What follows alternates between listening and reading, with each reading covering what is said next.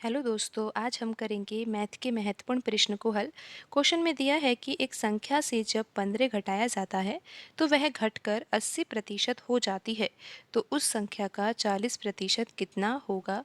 तो यहाँ पर प्रश्न में दिया है कि संख्या में से जब 15 घटाया जाता है, तो यहाँ पर संख्या तो दी नहीं हुई, तो हम यहाँ पर संख्या मान लेते हैं कि संख्या क्या है, 100 यूनिट है। और इस संख्या में से 15 घटाया जा रहा है, तो हम यहाँ पर 15 घटा देते हैं। तो ये संख्या क्या बन जाती है, यह संख्या घटकर 80% हो जाती है। तो यहाँ पर संख्या हमने मानी है 100 यूनिट और संख्या अब 80% हो जाती है, यानी कि 80 यूनिट हो जाती है। 100 का 80% तो 80 ही तो होगा। तो यहाँ पर अब हमें ज्ञात करना है कि उस संख्या का 40% कितना होगा। तो पहले हम यहाँ पर संख्या ज्ञात कर लेते हैं। तो आइए अब हम इसी इक्वेशन को हल कर लेते हैं और 1 यूनिट की वैल्यू निकालते हैं। यहाँ पर 100 यूनिट लिखा हुआ है, यहाँ पर हम ले आते हैं 80 यूनिट को, तो ये माइनस में आ जाएगा और बराबर किसके हो जाएगा, ये 15 के। 15 यहाँ पर दाएं पक्ष में चला जाएगा। 100 यूनिट में से 80 यूनिट घटाएंगे तो ये किसके बराबर आ जाएगा, 20 यूनिट बराबर आ जाएगा 15 के।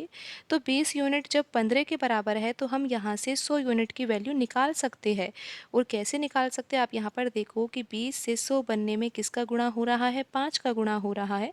तो 15 में भी अगर 5 का गुणा कर दिया जाए तो ये आ जाएगा 75 के बराबर। 100 यूनिट किसके बराबर आ गया है, 75 के बराबर आ गया है। और हमने जो संख्या मानी थी वो 100 यूनिट ही तो मानी थी, तो संख्या क्या आ गई है, 75 आ गई है।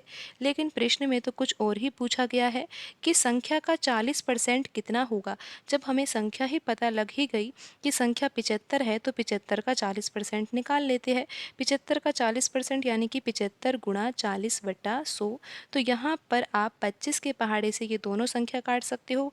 75 कटेगा 3 बार और 100 कटेगा 4 बार। 4 के पहाड़े से 40 को काटा जा सकता है और ये कटेगा 10 बार। और 10 का गुणा अगर 3 से करा जाएगा तो ये आ जाएगा 30 के बराबर। तो यहाँ पर पूछा गया था ना कि संख्या का 40% कितना होगा।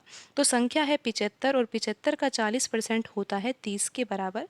ऑप्शन बी में लिखा हुआ है 30, तो यही सही आंसर होगा।